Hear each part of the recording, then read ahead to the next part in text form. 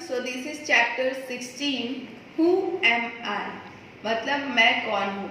यहाँ पे कुछ hints और clues दिए हुए हैं जिनको पढ़ के आपको बताना है कि ये किस तरह के इंस्ट्रूमेंट्स और इन इंस्ट्रूमेंट्स का नेम क्या है। यहाँ पे दिया है कि right the names of the instruments use by different people. अलग अलग लोगों के द्वारा जो इंस्ट्रूमेंट्स यूज किए जाते हैं उनके यहाँ पे नाम लिखने हैं। ठीक है, यहाँ पे हेल्प बॉक्स भी प्रोवाइडेड है, आप देख सकते हो यहाँ हेल्प बॉक्स प्रोवाइडेड है और इस हेल्प बॉक्स की मदद से आपको यहाँ पर फिल करना है जो भी आपके दिए हुए हैं हिंट्स उसके अकॉर्डिंग। जैसे फर्स्ट नंबर है, फर्स्ट में आपको दिया है कि you use me to check if you have fever. अगर आपको फीवर होती है तो देखते हो डॉक्टर्स आपको चेक करने के लिए इंस्ट्रूमेंट का यूज़ करते हैं आपके बॉडी टेम्परेचर को चेक करने के लिए। तो वो क्या होता है, उस इंस्ट्रूमेंट को क्या कहते हैं? तो इसको हम लोग थर्मोमीटर कहते हैं। फिर नेक्स्ट है people use me to see the objects at far of places. कह रहे हैं कि कोई भी अगर चीज़ बहुत ज़्यादा दूर होती है तो उन दूर की चीज़ों को देखने के लिए पीपुल्स जो होते हैं वो इसका यूज़ करते हैं, इसको बाइनोक्यूलर्स कहते हैं। उसके बाद एक ग्रॉसर, आप कभी भी किसी दुकान में जाते होंगे खरीदने के लिए कोई सामान, तो एक ग्रॉसर जो है वो सामान को नापने के लिए ये यूज़ करता है इंस्ट्रूमेंट। इसको हम लोग क्या कहते हैं? तो इसको वेइंग बैलेंस कहते हैं। फिर नेक्स्ट है कि astronomer use me to look at the planets and stars in the sky.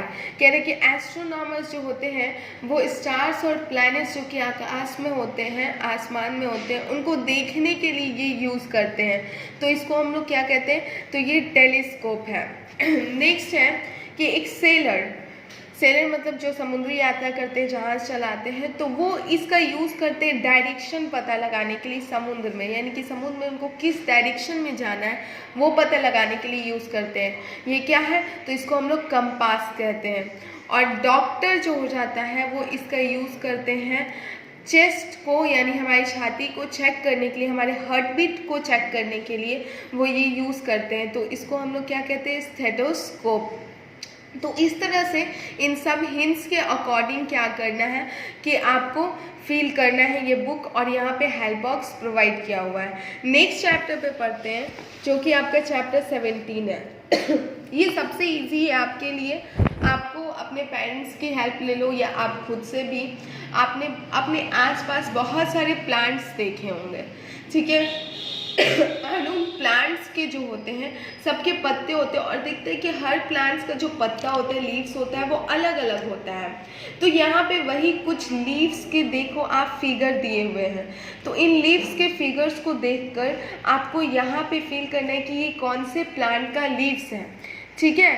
और यहाँ पे हेल्प बॉक्स भी दिया हुआ है जहाँ पे दिए हुए हैं कि किस किस प्लांट के लीफ हो सकते हैं, आपको बस चुनना है और सही जगह पर सही फील कर देना है। जैसे कि आप देख सकते हो कि ये जो है मैंगो ट्री का लीफ है, ये फिर आपका तुलसी का है। तो इसी तरह आप देखो कि इसमें कौन से प्लांट का कौन सा लीफ है और फिर आपको उसी के अकॉर्डिंग यहाँ पे नेम राइट करने हैं जो आप खुद से करेंगे। ओके स्टूडेंट्स, तो यहाँ पे दिया है कि our earth is the home of many animals, some are common and we see them often but some animals are special in some way and we rarely seen. कह रहे हैं कि हमारा जो पृथ्वी है इसमें बहुत सारे जानवर रहते हैं और इनमें से कुछ जानवर को हम लोग आमतौर पे देख सकते हैं, लेकिन कुछ जानवर होते हैं जो कि स्पेशल होते हैं और इसलिए हम लोग उनको अपने आसपास ज़्यादा नहीं देख पाते हैं क्योंकि वो रेयरली बहुत कमतर होते हैं और कम ही दिखाई देते हैं। तो यहाँ पे वैसे ही एनिमल्स के बारे में दिया हुआ है, you have to read the hint, जहाँ आपको हिंट पढ़ना है और बताना है कि वो एनिमल कौन सा है, ठीक है। जैसे कि this animal lives both on land and in water. ये जो एनिमल्स हैं वो लैंड में और वाटर, पानी में भी और लैंड में भी, दोनों में रहता है। तो ये एनिमल क्या होता है? तो आप देख सकते हो पिक्चर से कि आप हमेशा जू गए हो तो आप इसको देखे हो, इस एनिमल को। ये ज़मीन पे भी आ सकता है और पानी में भी रहते हैं। तो ये क्रोकोडाइल हुआ है। दूसरा है कि it feeds mainly on bamboo leaves. ये जो एनिमल होते हैं ये बैम्बू जो ट्री होता है उसके पत्ते खाते हैं। तो ये एनिमल्स, इनको हम लोग पोलर बियर कहते हैं। उसके बाद नेक्स्ट है, it has very big horns. इसके बहुत बड़े हॉर्न्स होते हैं। ये एनिमल कौन है? तो इनको रेनडियर्स कहते हैं। कह रहे हैं कि this animal is an intelligent app. ये एनिमल जो होता है वो एक इंटेलिजेंट एप है। तो ये एनिमल इंटेलिजेंट एप होते हैं। ये क्या है? तो ये चिंपैंजी हैं। फिर नेक्स्ट हम लोग देख सकते हैं कि it carries baby in a pouch under its belly. कह रहे हैं कि इनके पेट के पास, इनके बेली के पास एक पाउच होता है जिसमें ये अपने बेबी को कैरी करते हैं। इनको हम लोग कंगारू कहते हैं। नेक्स्ट है, it is found in the polar seas. It has a pair of long touch. इनके 2 लंबे लंबे दांत होते हैं और ये पोलर सीज यानी कि एकदम स्नो वाले इलाकों में, ठंडे वाले जगहों पे, समुद्रों में पाए जाते हैं। तो इनको हम लोग वॉलरस कहते हैं।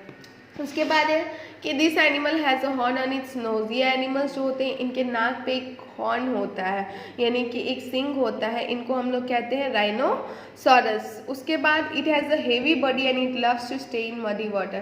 कह रहे हैं कि इनके जो बॉडी होते हैं वो बहुत ही भारी होते हैं और इनको कीचड़ में रहना बहुत ही पसंद है। तो ये क्या है? दिस इज़ हिप्पोपोटामस, जो आप लोग जू जाते हो तो आपको देखने के लिए मिलता है। एंड लार्जेस्ट एप यानी सबसे बड़ा एप कौन सा है? तो ये है गोरिल्ला। ओके, कुछ ऐसे एनिमल्स थे जिनका स्पेसिफिक क्वालिटीज़ था और ये हर जगह नहीं पाए जाते। हम लोग इनको बहुत कम ही देख पाते हैं, या तो जू में देख सकते हैं या तो इनका जो स्पेसिफिक जगह होगा वहाँ पे वो पाए जाते हैं। तो ये उन एनिमल्स के बारे में था। तो इस चैप्टर तक आप फील कीजिए, टोटल चैप्टर 18 है जो कि आपको कंप्लीट करना है। ओके, नेक्स्ट वीडियो में आगे के चैप्टर्स बताए जाएंगे। अभी आप यहाँ तक अपने बुक वर्क को विथ ब्यूटीफुल हैंड राइटिंग में आप कंप्लीट करोगे। Thank you all of you.